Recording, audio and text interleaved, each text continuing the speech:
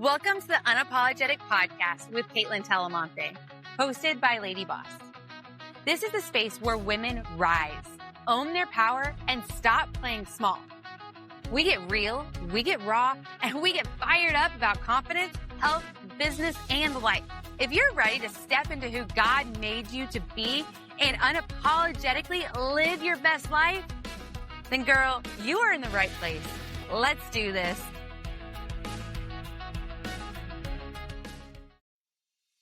This is what unapologetic looks like. This is my era. I'm walking boldly in my purpose. I'm done dimming my light. I'm done playing small. God didn't create me to blend in. I'm not for everyone, and that's okay. The old me was surviving. The new me is free. We rise together. Here's to living life unapologetically. Hey ladies, and welcome back to Unapologetic. You should know by now how passionate I am about helping women own their voice, share their story, and live lives unapologetically. And today's conversation is all about that. My guest, Lori Osborne, also known as the Authority Amplifier, helps thought leaders show up online with clarity, confidence, and authority. She's the founder of BizBolster Web Solutions and the creator of the Authority Blueprint and the Authority Platform. Tools that help attract the right leads by showing up strategically and authentically online. Ladies, can you hear where I'm going with this? We're going to talk about owning your voice and your story today and getting loud about it. Lori, I am so excited to have you here with us today. How are you doing? I'm doing great, and I am super excited to be here and talk about these amazing things and our stories. Yes. They're so important. Before we get into all the strategy and all the reasons and all the why, I would love to start with the heart. Why is this your calling? Why is this your work, Lori? Well, I have to go back about a decade, and really share with you that has nothing to do with websites. Was a project manager. I've been in technology forever, and I was a project manager in IT, and I started falling asleep at my desk, and then my eyes started drooping, and come to find out I had a brain tumor. I said had. I have a brain tumor. It's a meningioma. It's a benign tumor, but it sits on my pituitary and is part of my carotid artery, so they cannot remove it. During this time, obviously we wanted to fix my eye from drooping. So they did go in to do surgery. Well, when they did, they nicked the carotid, caused a brain bleed. Debris broke off and caused this drooping eye to then become a mostly blind eye, resulting in double vision for about a year and a half. And it's still mostly blind, and chronic headaches, and pretty much the inability to deal with stress of any kind, which is an odd thing to have happen, especially when you work in a high stress world. I also during that time found out I had previously had a stroke, and the only symptom I had from that was I was struggling with words or using the wrong word. So basically, coming out of all of this, I don't think I'm going back to the corporate world. I don't know if I'm ever working again. I mean, at that point, imagine double vision, and I work on a computer. I wore a patch over this side of my glasses for a year and a half, which I can't do anymore because now the eyes are so dependent on each other. It totally messes things up. But I spent about a year just dabbling and going, okay, what could I do if I started a business? And decided to build a website on Squarespace. I called it Health Nut Like Grandma because I wanted to talk about my grandmother who died from cancer, my mother who died from cancer, and then this brain tumor. And when I did, I went, why have I not been building websites my entire career? Like, I had no idea that I had this ability. I didn't know I had the creative ability. I'd always been analytical and technical, and I had creativity, in my home and decorating and things like that, but I didn't realize that I could actually build something representative, beautiful, on concept, and use my analytical skills. And from that point on, I went, this, this is what I'm supposed to be doing. And for nearly a decade, that's what I've been doing. And then I learned marketing. I knew nothing about marketing at the time. I learned marketing, learned branding, and realized there are so many people out there that just don't know. They don't know how to show up on brand, and they don't know how to build a website, and they don't want to spend, thousands upon thousands of dollars to have something built that they can't even maintain themselves or touch themselves. So that's what led me to doing what I'm doing today. That's crazy. So if I hear you correctly, you left corporate America and decided to start a business knowing nothing, with skills you didn't have yet. You didn't know how to build a website. You didn't know the marketing aspect, but you still chose to dive all in, even though it was like, I'm not qualified. Pretty much. That Yeah. is so, yes. And I say, and I make it sound so bad, like, because you weren't qualified, but that's the point, right? I wasn't qualified. Did the hard thing. You learned, you developed those skills, and now look what you're doing and all the lives you're impacting through it. Yes. Yes. What something really funny about it is the first couple of years I said, I don't need to know marketing. I just want to build something that looks pretty. Now my marketing says, don't build a website that just looks pretty. It needs to actually attract clients. Yes, and it's so crazy, all the details that go into the website that help them convert, because it can be the prettiest thing in the world. But the Yes. color psychology is real, or the buttons lay out, like, and now I look at a website and if it confuses me, I'm gone. And I was never really like that before. And now I'm like, that's just my brain. A lot of other people are like, wait, I don't get this. We're out of here. I think that's everybody's brain anymore, with with the constant barrage of technology thrown at us, and being on our phones, and just we have no time. And yeah, if you don't make it fast and you don't get someone's attention, they say 8 seconds or less. Well, it matters. It changes all the time. I think it's really like 3 seconds or less. If you don't get them at the top immediately, they're gone. They're gone. No. I've heard the 8-second statistic. I've also heard the 3-second statistic. And it's like, it's just getting shorter and shorter because we're a world of instant gratification, right? Yes, absolutely. Yes. Thank you for sharing your story and why you got started. I think that's really important because I want the audience to realize, like, you're not just building websites. Like, you've used your story to help other people and to step into who they're meant to be and able to share their story themselves. Yes, and that's so key. I mean, that the why behind what we do is so critical, from an alignment perspective, from a motivation perspective. And honestly, I love to share my story because I want other people to feel like they can be resilient and they can keep going and they don't have to give up just because they have a brain tumor or they don't know what they're doing or whatever.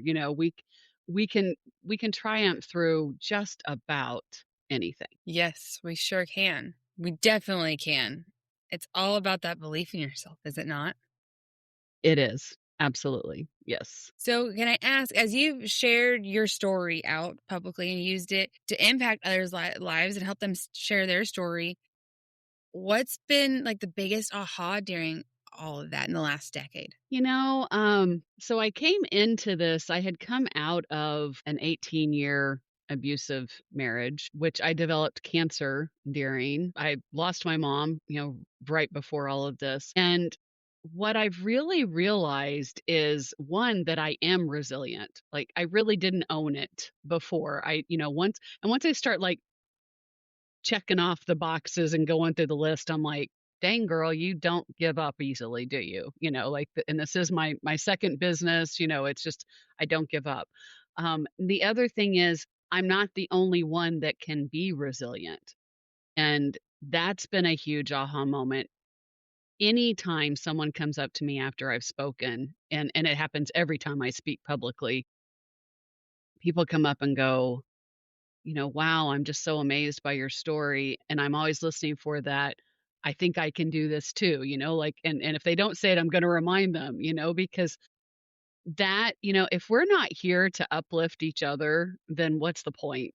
Especially women, we have enough challenges. We need to be here for each other and uplifting each other and sharing our truth and our stories of resilience, because someone else might need to hear that today. They might need to know that, okay, I don't have a brain tumor, but I've got all these other problems, or I'm in an abusive marriage, or I'm trying to figure out how to make this stupid business work and I can't figure it out. Whatever it is, you know, I just want to be there to encourage and remind people that you can. At the end of the day, you can. I love that. Yes, yes, yes, you can. So ladies, all of you that are listening, they're like, so the audience has like free reign to like reach out to me and be like, hey, I want to be on the podcast and like share my story. And like, ladies, you can. Tell your story. Just talk about what you're going through. Maybe you're actively going through it. Lori, why would you, for the woman who's listening, who's like, I want to reach out, but I'm on the fence, but I'm in the middle of my story, I haven't finished it. What would you tell them? It still matters. I mean, you are living it and you're still living it. You haven't died. You haven't given up. You're still there. You still have a story of resilience. And I am sure there is something that that you can share that someone else will benefit from. I mean, we don't all know it all, and we don't know what we don't know. So share what you know, because it will help somebody. And I used to suffer a lot from and here goes the word thing, imposter syndrome. Thank you to myself. Thank you. I used to suffer greatly from it. And I had the best coach told me, whatever you know more than the people that know less than you. So Yes. You are an expert to those that don't know as much as you. And as you become more of an expert, you're becoming more of an expert to more people. Today, you know more than somebody that doesn't know as much as you. So share. I love that. I have one similar that sticks with me too. Is like you're one step ahead of someone else who is where you were one step behind. And I'm like, yes. Yep. And that's the person you're talking to. And for me, so I've got my transformation journey, both, with my weight and with the business and with my mindset and all the things. And so often people see Kaitlyn as the version I am now because they weren't along for the journey. And I almost kind of get like that judgment of like, well, why would I listen to you because you don't know, you haven't been there. But I have been there. So let's dive into the story. But and I say that to say like, that's why like the sooner you share it, you're making that connection for the person that's like, for me to impact the person that might be 10 steps behind is harder than someone that's only a step ahead of them, right? Like I that's how I see it. Yeah, makes total sense. Absolutely. Yeah, and the sooner you share the story, the sooner you can start impacting someone else's life. I mean, we don't have enough resources. We really don't. And even though we are bombarded with technology, when you've got something like this that you can go to and hear the stories and hear how people did it, then I'm sure that Kaitlyn is always needing more people like us to share. Yes, she is. Why do you think it is that so many women hold back from sharing their story online or on a podcast or in a blog or anywhere? Judgment, pure fear of judgment. We're always afraid that we're not going to be good enough, or we're not going to show up well enough, or our story's not going to be impressive enough, or someone's going to find a flaw somewhere. You know what? Someone's going to find a flaw somewhere, but it doesn't matter. I mean, I also love the saying, it's not our business what other people think of us. Yes. I mean, stop caring, and this is the pot calling the kettle black. I mean, I'll be honest. I mean, I constantly worry about what other people think about me, but I'm working on it. And that's all we can do. We can work on getting better. And the more we say to ourselves, it doesn't matter, it's none of my business what they think, then just keep going. And you know what? There are more people out there in support of you and encouraged by you than there are the naysayers. And the naysayers, they have their own problems. So just move on. Yeah, they do for sure. Just move on. And I love that, pot calling the kettle black. Like, I always call it negative Nancy and positive Betty. We've got positive Betty in our head, but we got negative Nancy. And we constantly have to work on positive Betty to get her louder so we can silence negative Nancy. But it's a constant. Negative Nancy doesn't just go away.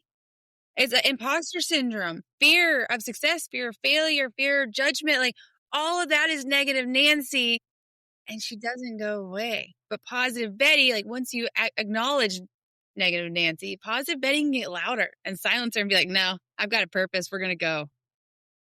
So I love that you pointed that out, because there's so many times I was like, okay, I feel like a hypocrite. We're working that's negative Nancy saying I'm a hypocrite. Positive Betty is like, no, we're doing the thing. Let's go. Yeah, you're a work in progress. We're never fully done. If we are, what's the point? I mean, might just die. I mean, we never stop improving, never stop being better and learning more. You know, that's the one thing I strive every day, especially with the brain tumor. Like I worried so much about the consequence to my brain. Like keep learning, keep knowing more. Like if my brain is growing, there's no way that this thing is going to stop it. That's the way I look at it. Love that point of view right there. For the woman who is worried of that fear, they have fear. I'm not the expert yet. What will people think? What if my family doesn't agree? Whatever it might be. Do you have steps or suggestions on how they can start moving past that fear? Well, I'm not a coach, but I'll give you my best advice. And again, not everyone's going to support you. It's surrounding yourselves with the people that will motivate you, will encourage you. My husband is a great example. My husband thinks I'm crazy. He has a 0% entrepreneurship in his body. He tells me constantly, you work twice as hard as I do and you make half as much. I don't understand why you do this. Why don't you just go get a job? Oh my God, that is like the words from hell right there. So, sorry if that's okay to say that. Get a job is not what I want to hear, but you know, he still encourages me and he has strove to understand. It's taken time, but he understands now, though he does think I'm crazy. But it's also surrounding yourself with, I am always looking for new mentors, new people that do understand me and can help me be a better version of myself. And I really try to avoid those people that directly or indirectly put down me or what I do or how I do it, or just entrepreneurship in general, or, all of that. Like, we have enough negativeness in the world. It takes no effort whatsoever to go find something negative. Zero. So why put the people around us and surround ourselves with more negativity that we don't need? And sometimes it's hard. It is very hard to break up with a friend, even harder to break up with a family member. It's so healthy for ourselves to walk away when you've got that constant chatter it's just helping negative Nancy. Negative Nancy doesn't need help. So, I really think the key, and the other is really working on your own self, finding books, journaling.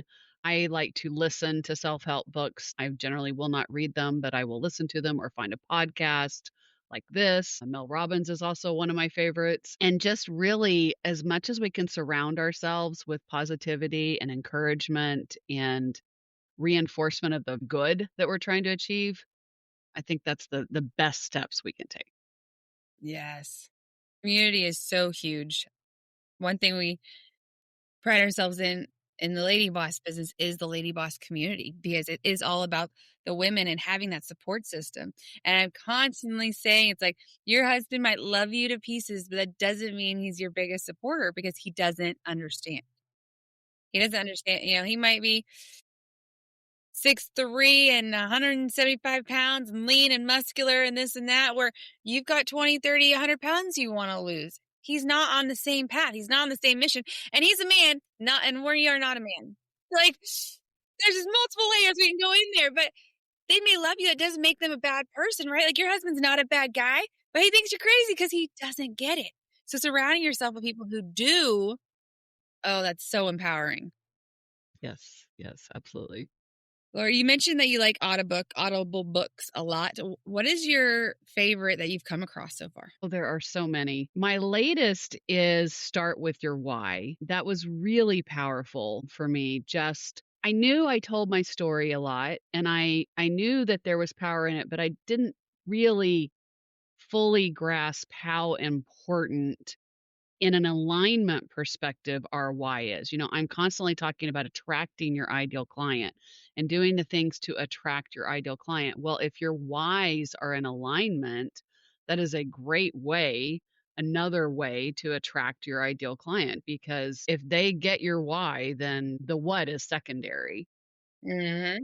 I also love Mel Robbins' new book, Let Them. Huge. So important to just let other people be themselves and let them let me be yourself, be free of that judgment. That one's just very, very powerful for sure. Yes. I read Let Them. I have not read Start with Your Why, and I need to because I talk all the time about like you have to know your why, and I don't mean like your surface level. I do it for my kids' why, like your deep soul anchoring why. And I'm gonna have to go look at this book and go see. You will So like now, it, I promise. so now we have the like why your story matters.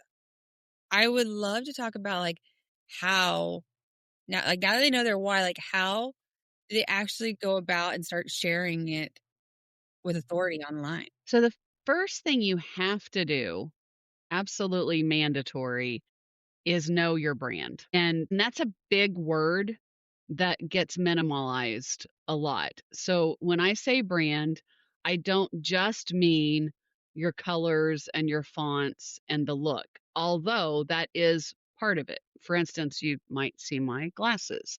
Color is a big part of my brand. My logo is very colorful, my background's very colorful, and hopefully I say hopefully, it's very recognizable. People will run into me 3 years after they've met me and not know my name, but they know my glasses. And they come Oh, I running love up and it. go, glasses, glasses. It works. But that's the visual part of it. The rest of your brand it starts with knowing your why. And the next thing is knowing your ideal client. And this is probably the biggest challenge that I see with people is we are so afraid to niche down because we think if we niche down that all these people outside this niche aren't going to find us, aren't going to be attracted to us, and we'll lose business. But believe me, I am speaking from experience here. It took me 8 years to finally listen to this and live it. And niching down makes you more of an expert because the more you niche down and know that ideal client, the better you can speak to them and help them. And therefore, you are a better expert in that area. So that would be the next step of branding. And then it's aligning your messaging to that. So whether it's your website, your social media, anything that you do, your email funnels, everything needs to speak directly to the pain points of your ideal client, what they need to achieve, what their understanding is. And to do that, you have to really understand them in a very detailed fashion, down to how much money they make, how educated they are, who their ideal audience is, so that you can, and especially their pain points. So when I work with people, I start with that, and then I start with creating a custom GPT out of that so that you not only have a trained GPT, which I hear all the time, but you have a very detailed GPT that understands the details of all of those things about your brand. So that's really the first place anybody should start with is the branding identity. I love that. Mine is very bright and sparkly and glittery if you can't tell. And I've got my water cup. Like I'm a water girly. So like that's part of it. Like I don't go anywhere without my water cup. Like I I've got my love it. coffee over here, but like even while we film this, like I won't pull out my coffee. I'm only gonna pull out my water because it's part of the brand. The coffee isn't part of the brand. So I love that you mentioned that because like you think about how you're putting it together and own it. And sometimes I think I got like, oh, maybe I should scale back the glitter or not wear the diamondy rhinestoned outfit or the super bright fluorescent pink. And I'm like, no, that's who I am. I love it. And two, like it's part of the brand, right? Right. And a lot of our audience isn't necessarily business owners at this time, and they may not be looking at starting a business right now. So I want to take this a level further when it comes to sharing your story, and help me elaborate on it, Lori. So when Lori also talks branding, you don't have to think in the way of like, okay, well, what is my business going to be and what am I going to sell? I feel like when you sometimes in the entrepreneurial world or thinking business, when you think of brand, you think of what am I going to sell? Like, how do I make a business out of this? But if you're listening and you're just now starting, like, you want to help someone, maybe it's women. For me, I want to help women. I want to help them live lives unapologetically. Say, I don't know what that looks like. I don't know how I'm going to make money doing it, but I want to share my story. That is all part of your brand, is it not, Lori? Like you can, as you tell your story and create that craft and start impacting, it can unfold, right? Absolutely. I mean, look at my story. I mean, I didn't know when I started all of this that this is what I was going to be doing. And I certainly I didn't know until 2 years ago that I was going to even lean into branding. Like it's an evolving process, but starting with the story. And even if you never want to have a business, knowing your story and sharing your story still impacts others. So I will share my story with anybody that's willing to listen, not because it elevates me, but because it elevates resilience. I mean, that to me is the key point to everything that I'm living. And why would I want to keep that to myself? So yes, absolutely. Start with your story. It really helps spread that sparkle into the world, right? Helps create a more positive place to be. Absolutely. What are some of the signs that you might see if like your story is out of alignment with your soul and with your brand? Ask that again. Like if I'm telling you my story, but I'm not connected to my story, like I feel out of alignment. Have you seen that? And then when you do see that and there's that disconnect there, like what are the signs of it and like why does that happen? I think when that happens, you're not done. There's a step missing. Like we need to dig a little deeper and go, you're at the surface and either it's not really your story, you don't align and live it and feel it. Even if it's your story, it's not your heart story. So I think it's really a matter of digging in deeper and going, okay, but why is this story important? Why do I want to share it? And what about it can help other people? Where can I align it?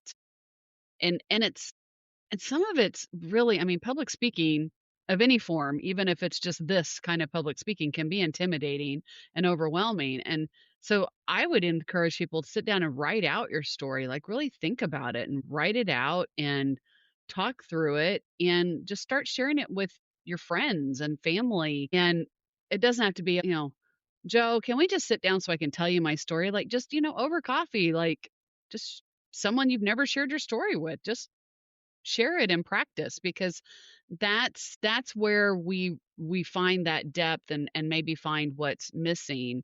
And writing it out, you can really read into it and dig into it more, and then maybe even just meditate on it and go, okay, I'm not quite there, like there's more to this, and I want to dig deeper and find out what I'm missing for myself and what I'm sharing. Oh, I love that. I've ladies, make sure you wrote all that down because I've done every single one of those to continue to fine, tweak, and refine my story. And especially when there were parts that I thought wouldn't impact and wouldn't matter, and I kind of wrote them off. And in hindsight, and as I've developed, it's like, no, that is a crucial, integrate part of my story. So, ladies, definitely write that down. Lori, something else that I just recently started doing, I call them walk-in talks with Chat GPT.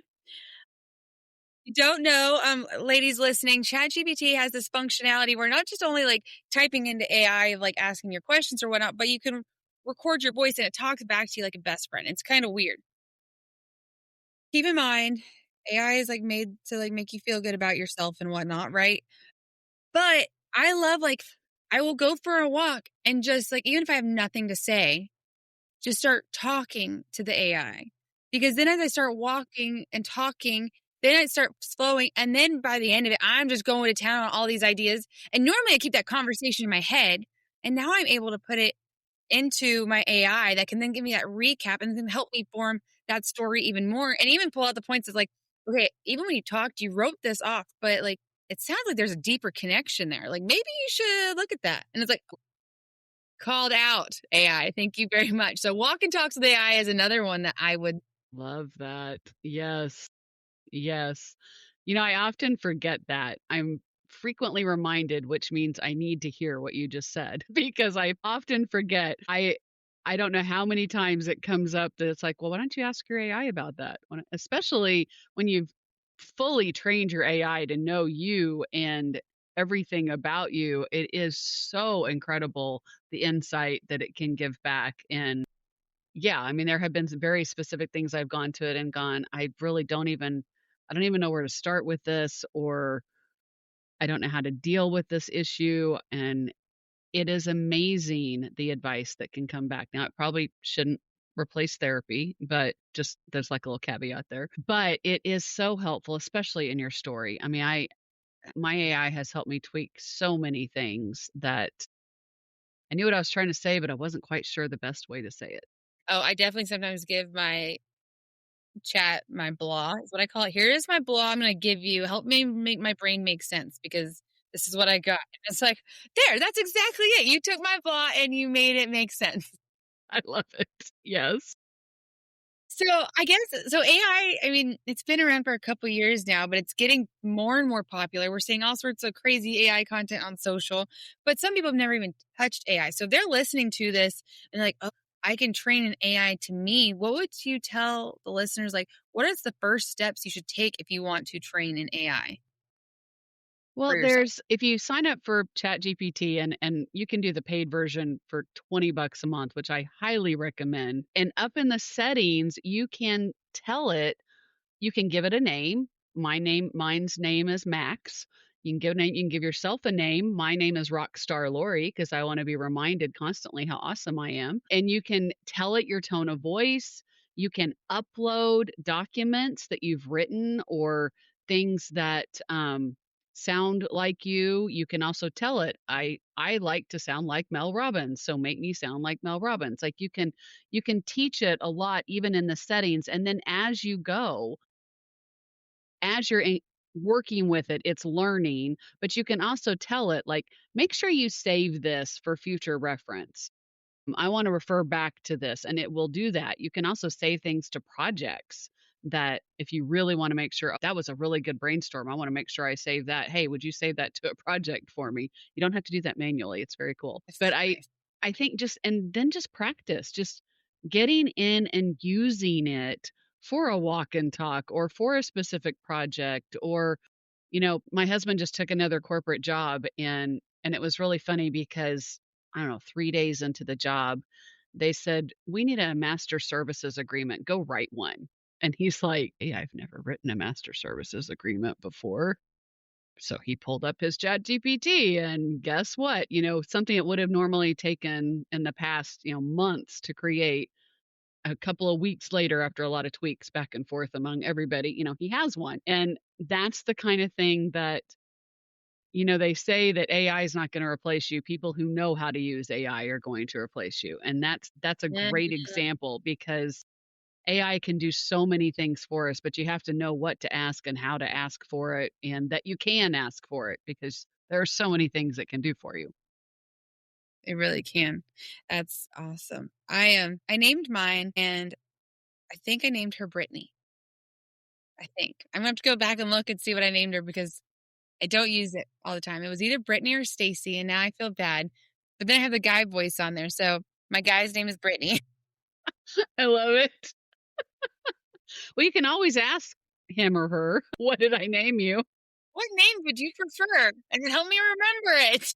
Right? Love it. I Ooh, love it. I had to rename mine because I gave it some funky acronym name and it just didn't stick. And Max, I love Max because I think of it as it's me performing to the max by using Max, and I use him all day every day.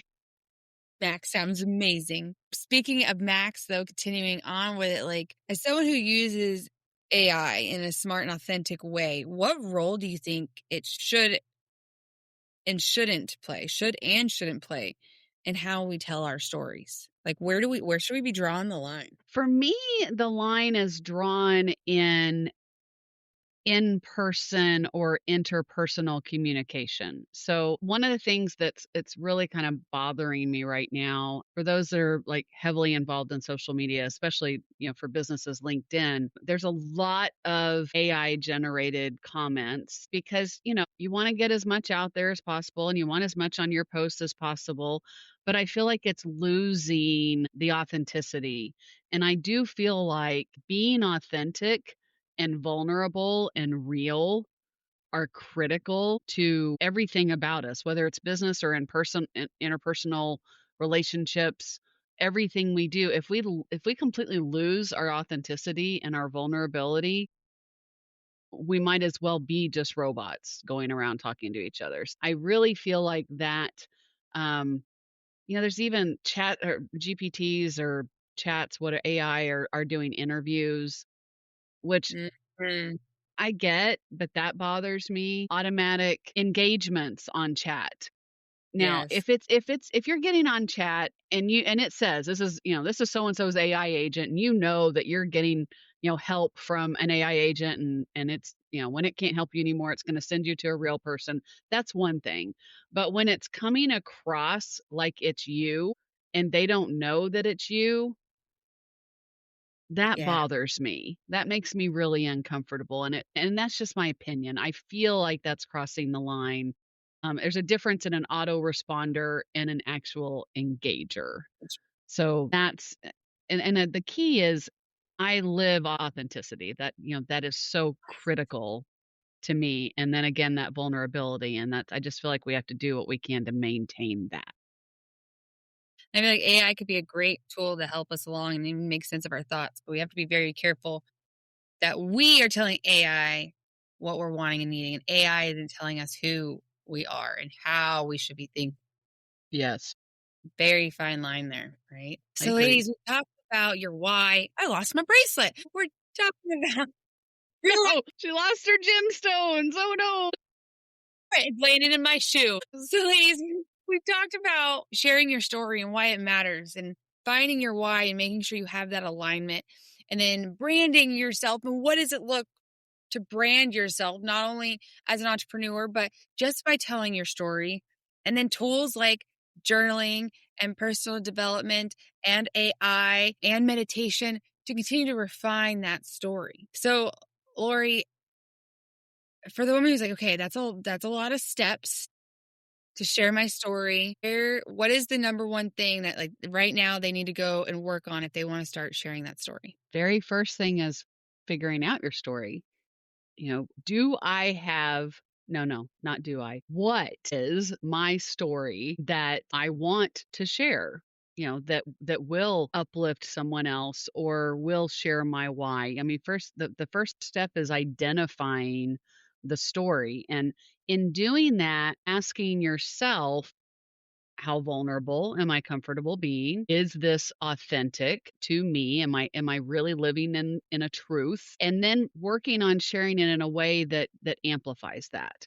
So we can have a tendency to, like, let's say we're writing out the story, we can have a tendency to try to sound a certain way that we think is necessary to be heard.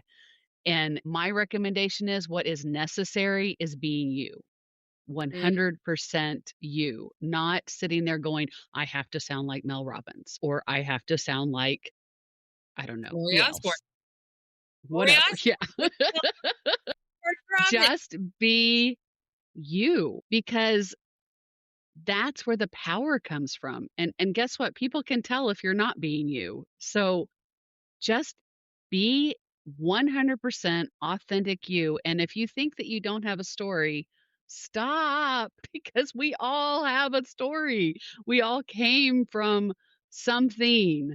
And even if you had the most perfect life, you still have something. There's probably something from that perfect life that you wish people knew that, yeah, it looked perfect, but it really wasn't so perfect. There's always a story. So take the time to find and dig in and really ask yourself. And if you have to, talk to your chat GPT, but if you haven't trained it yet, it's not going to know your story. So, but start with figuring out what the story is for sure. Thank you. That's incredible. Incredible feedback, Lori. Thank you so much. Now, I believe, correct me if I'm wrong, I think you have a free gift for all of our listeners. Do you not? I do, but after our conversation, I'm changing it. So I love that. yeah. So I'm going to have to send you a new link, Kaitlyn, to put with the podcast. But I actually have a download on finding your story and building your story. And I feel like, I don't know, it couldn't be more appropriate for this conversation today. So that is what I am going to share with you is that link to that download. Well, incredible. I love when that stuff like this happens where it's just like, let's just randomly change it because, this is actually what fits and this is where the conversations went. And yes, ladies, we will be putting it in the show notes. So I point down at the bottom of my screen if you're watching the video. There's somewhere in the show notes. Go snag that link and get access to that file. It is so perfect after the conversation we've had today. Yes. Hopefully it will help all of you. Thank you so much, Lori. And lastly, because this is the Unapologetic podcast, I would love to ask you one final question. How is Lori living life unapologetically today? I'm living all out. I mentioned I have chronic headaches. I have a lot of challenges as a result of the whole brain tumor thing. And I get up every day and number one, I'm doing what I love, which I think is so important. That would be my other piece of advice to give to everybody is if you aren't living your passion and you're not doing something that you wake up in the morning and go, I can't wait to get to my desk or my office or whatever because I love this so much, then change what you're doing. And that, I think that is my unapologetic. I am not a millionaire and I'm probably not making as much as I should be or could be, but I'm doing what I love and I'm respecting my body at the same time and my limitations, and I'm still doing it. It's so I love it. Thank you. Thank you so much for adding that in there. And thank you so much for being here with us and for reminding us that our story is powerful and to stop hiding it, to start sharing it. Absolutely. Thank you. Yes. Everyone who's listening, go grab Lori's free gift in the show notes. Go snag it. DM me, Lori, if you're open to it. I'd love to share your social links as well. DM Yes. Lori, if that's okay. Yes. And let us know what you took away from today's podcast as you use her free resource she's providing. How is it helping you? Let us know. Let us know, ladies, because you were never meant to stay silent. And if you're still struggling with that, I'm here for you. Lori's happy to help as well. So let's show up and let's shine and let's live life unapologetically. Until next time, bye. I'm showing up as the woman I was created to be. I don't have to be perfect. I just have to be real. One woman's courage gives another permission. I'm done waiting for someday. My time is now. I'm walking in faith, not fear. God's plan for me is bigger than my fear. No more hiding who I am. This is the real me, and I'm not apologizing for her.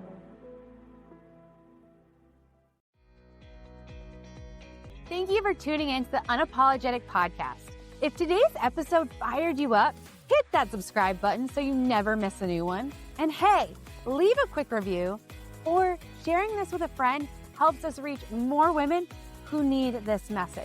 Until next time, keep rising, keep shining, and keep living unapologetically.